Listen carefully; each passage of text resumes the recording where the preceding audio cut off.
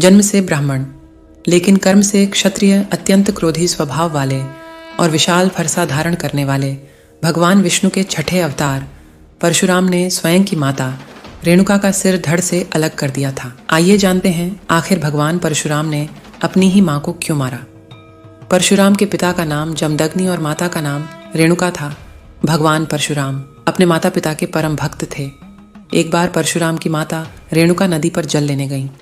वहां उन्होंने गंधर्वराज चित्ररथ को जल में अप्सराओं के साथ देखा और कुछ देर वहीं ठहर गईं। उस समय माता रेणुका के मन में विकार उत्पन्न हो गया और अचानक उन्हें याद आया कि उनके पति के हवन का समय हो रहा है और वो तुरंत जल लेकर घर पहुंची। जमदग्नि ऋषि ने अपने तपोबल से अपनी पत्नी का मानसिक व्यभिचार जान लिया। उन्होंने अपने सभी पुत्रों को आदेश दिया कि वे अपनी माता का वध कर दें, लेकिन इसे पाप समझकर किसी ने भी उनका आदेश नहीं माना। अंत में ऋषि ने परशुराम को अपनी माता और अपने सभी भाइयों का वध करने का आदेश दिया और परशुराम ने पिता की आज्ञा का पालन करते हुए अपनी माता और भाइयों का वध कर दिया। पुत्र की पितृभक्ति देखकर जमदग्नि ऋषि बहुत प्रसन्न हुए और उन्होंने परशुराम से वर मांगने को कहा। परशुराम ने अपने पिता से अपनी मां और भाइयों को पुनर्जीवित करने का वरदान मांगा।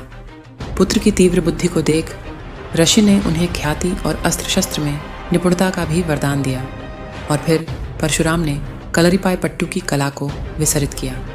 ऐसी मान्यता है कि कलरीपाय पट्टू की कला को भगवान शिव ने बनाया और इस कला का ज्ञान भगवान परशुराम एवं सप्तर्षि अगस्त्य ही देश के दक्षिणी भाग में लेकर आए थे और इसी विद्या को आज के युग में मार्शल आर्ट के नाम से जाना जाता है।